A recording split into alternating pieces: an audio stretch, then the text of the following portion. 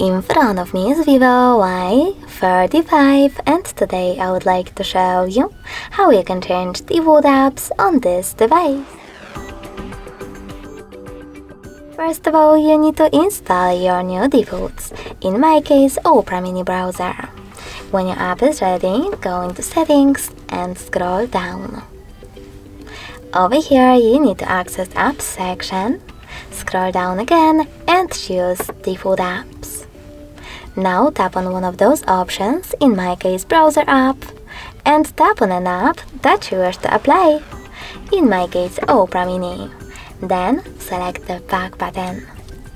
As you can see, after all that, my default app has changed.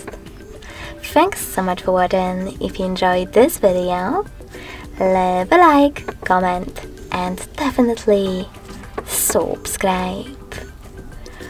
Bye!